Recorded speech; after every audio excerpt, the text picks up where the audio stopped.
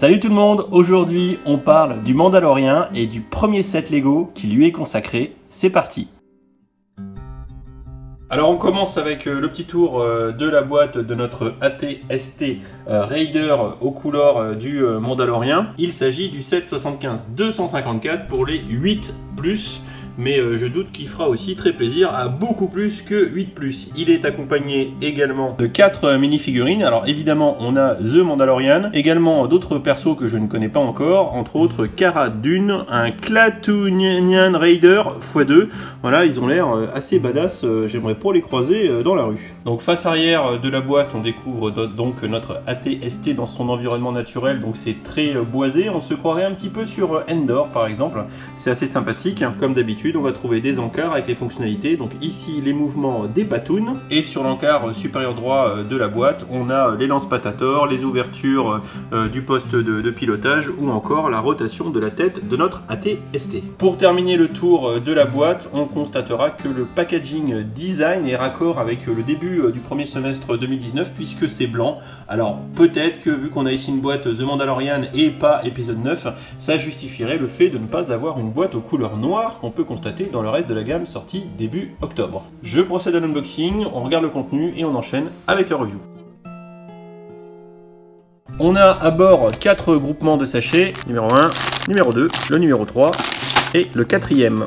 Le set est accompagné d'une belle planche de stickers qui va nous permettre d'agrémenter notre AT-ST en mode un petit peu cabossé, et les affres du temps laisseront leur marque et ça c'est plutôt sympa. On a vraiment beaucoup de stickers à poser, on va avoir un petit peu de travail. Pour terminer, une belle notice relativement épaisse qui présage on va dire du travail qui nous attend. Elle est bien évidemment raccord avec le packaging de la boîte. On va commencer tout d'abord avec les figurines et allez au pif, on va commencer donc avec le Mandalorian. Alors il est vraiment fidèle à la série, habillé un peu de briques et de broc avec ses armures, donc tout est exclusif dans la figurine sauf la tête noire qui est en dessous qu'on va voir après.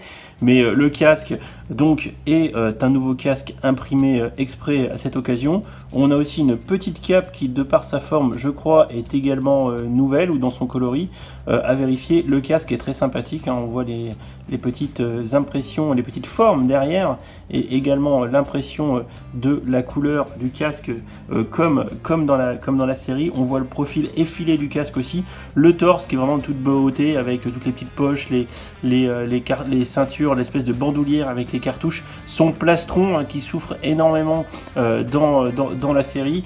Et si je vous montre sa tête du coup, vous allez voir qu'on a une tête noire puisque le Mandalorian, et hop je fais tomber le casque, le Mandalorian justement n'enlève jamais son casque. La figurine est aussi équipée du flingue super long qu'il a tout le temps, au moins dans les 2 premiers épisodes que j'ai vus, une espèce de pistolet laser avec une espèce enfin je sais pas, d'espèce de fourche, bref, c'est assez ressemblant. On a ensuite Cara Dune, une demoiselle que je ne connais pas encore parce que j'ai vu que les 2 premiers épisodes, jambes et torse exclus ainsi que la tête. Alors on voit ici une première tête en mode pas contente. Mais on a également une tête vachement plus joviale, on appréciera les petits détails comme le grain de beauté et aussi l'arrière du torse qui est assez sympa. Vu la taille de son gun, on peut présager qu'elle va pas venir pour beurrer les coquillettes dans la série. Enfin, on a 2 Klatooinian Raider, alors deux pilleurs klatooniens, si je traduis ça un petit peu à l'arrache, 2 figurines qui se ressemblent beaucoup à l'exception de la petite armure de cou, du casque et de la petite épaulette à gauche.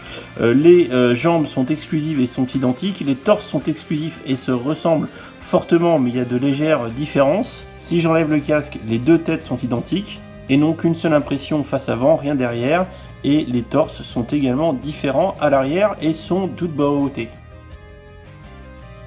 Bon, et quand on dit que ce set est un AT-ST, eh bien, même si c'est celui des Raiders, c'est avant tout un AT-ST, un All-Terrain Scout Transport, donc un véhicule d'éclaireur tout-terrain, voilà, en mode futuriste bien évidemment. Alors il gigote un peu puisqu'il est sur ses 2 patounes, notre Scout Walker, j'allais dire ça comme ça.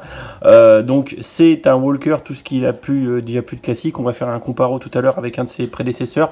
Alors si on le regarde de manière générale, général et que je le recule un petit peu, voilà, ce qu'il est important de noter finalement, et ce qui est très important, c'est le code couleur de ce AT-ST. C'est le premier du genre où on voit un petit peu couleur bois à gauche, couleur rouge à droite. Ça fait un peu rustique, ça fait un peu ferraille, ça fait un peu débraillé, ça fait un peu post-apocalyptique, et ça j'aime beaucoup parce que concrètement, pour avoir vu les 2 premiers épisodes de la série, ça fait au moins 4 fois que je vous le dis, et bien c'est une série qui a un peu l'ambiance Far West, western.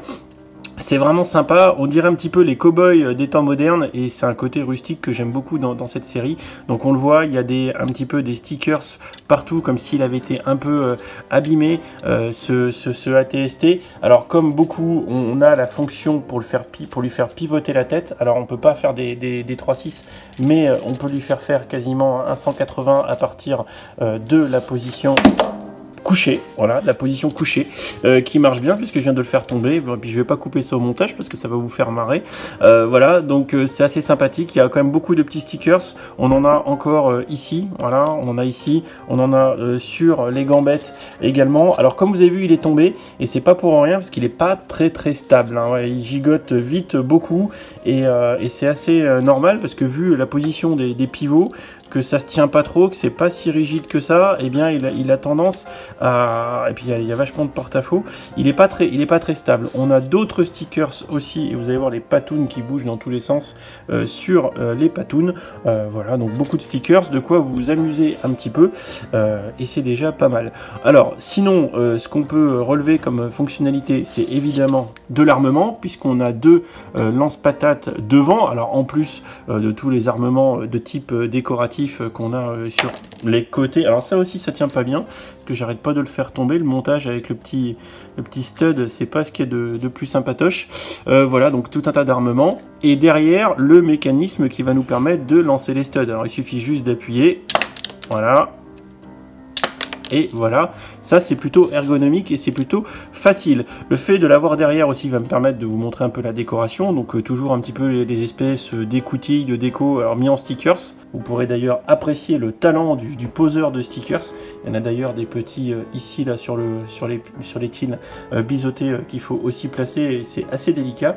Un petit peu de gribbling ici, hein, il faut le noter, un petit effort de type décoratif. Et une autre fonctionnalité ici avec la molette qui, je pense, vous allez comprendre à quoi elle sert. C'est assez évident, ça nous permet d'actionner la tête du marcheur. Et ça c'est plutôt sympa, hein. Franchement, c'est cranté en plus. Avec la pièce qui est en dessous, hein, qui est l'espèce de platine à cran qui est là, et je viens de tout faire tomber encore une fois, les mains en mousse. Voilà, ça c'est une petite fonctionnalité plutôt cool. Évidemment, le set a d'autres fonctionnalités, avec entre autres la petite trappe ici qui s'ouvre. Alors bien sûr, ça nous fait penser à Chewbacca qui sort de la TST lors de la bataille d'Endor devant le Boombuer. Donc ça c'est plutôt sympa, ça nous permettra de faire dépasser une figurine. Et plus largement, on peut carrément ouvrir le compartiment comme ça, ce qui va nous donner accès à l'intérieur de la bête. Alors c'est somme toute assez sommaire, je dirais, mais ça suffit pour mettre une mini figurine avec un petit poste de pilotage, pas de pièces tampographiées ni rien, c'est assez rustique. Mais bon, on va dire que ça fait le taf. Ça nous permet au passage de voir un peu les techniques de construction à l'intérieur. C'est assez sympatoche parce que ça reste quand même du montage incliné, ce qui n'est pas forcément facile à faire de prime abord. Si on compare rapido avec l'AT-ST Walker qui est sorti pour Rogue One le 75-153 en octobre 2016, bien on a certaines ressemblances, hein. Je pense que vous voyez assez vite qu'ils sont un petit peu cousins. Concrètement, ils ont vraiment un petit air de ressemblance, hop, voilà, c'est même plus que ça. Au niveau de la tête, c'est pareil. On va dire que l'envergure, la largeur est assez kiff-kiff. Le design des patounes est assez similaire, voire quasiment identique. L'architecture en elle-même, quand on les regarde et quand on les recule un petit peu également, offre une certaine ressemblance complète. Et si je le montre de la partie arrière, et en fait j'arrête pas de voir qu'il arrête pas de se casser la gueule, mais je pense qu'il manque une pièce. Il y a une pièce qui s'est barrée ici, mais ça c'est pas grave, je le réparerai plus tard. Hop, voilà. Et si on regarde l'arrière de nos deux, et ben hop, hein, hop, je vais leur faire un petit câlin. Voilà, c'est assez rigolo d'ailleurs. Ça d'ailleurs, pour jouer, d'en avoir deux comme ça, je pense que c'est assez cool. Et si on regarde le dessus avec les détails comme ça, voilà, c'est franchement tout à fait kiff-kiff. Il s'agit évidemment du set AT-ST Raider All Terrain Scout Transport 775-254 qui est sorti en octobre 2019, 540 pièces pour 59,99 € sur le shop Lego. Un prix par pièce de 11 centimes, ce qui est plutôt correct, et ce qui nous ramène avec une masse de 690 grammes à 87 € le kilo, comme quoi le prix par pièce ici est intéressant, mais le prix au kilo pas du tout. Attention au prix par pièce, 4 figurines, et un prix cible plutôt à 49 € tel qu'on peut le trouver actuellement, et si vous le trouvez moins cher, c'est mieux. Avant d'attaquer la conclusion, un petit mea culpa. Il est minuit, enfin je sais pas si vous le voyez derrière, mais je vous le garantis, il est minuit quand je suis en train de terminer le montage de la vidéo, et en fait je me suis rendu compte qu'il y avait de grosses erreurs, de belles erreurs de montage. Alors tout d'abord, pendant toute la vidéo, vous avez dû voir qu'il n'y avait pas la pinoche ici. En mettant la pinoche, c'est bien plus stable. Et il y avait une autre erreur flagrante que vous avez dû voir pendant toute la vidéo, et ça devait vous stresser un peu, c'est que les pinoches ici, les axes techniques du côté, n'étaient pas enfoncés, ce qui fait qu'il avait un empattement, une largeur qui était bien plus grande. Si on regarde, et d'ailleurs je peux le montrer au montage, la pinoche ici n'était pas du tout rentrée. Voilà, donc des petites erreurs de montage, rien de bien méchant, mais vu que je l'ai vu au montage, je me permets de corriger, voilà, tout de suite. C'est quand même plus sympa, sinon dans les commentaires j'aurais encore eu droit à « Ah Dimitri, encore une erreur de montage !»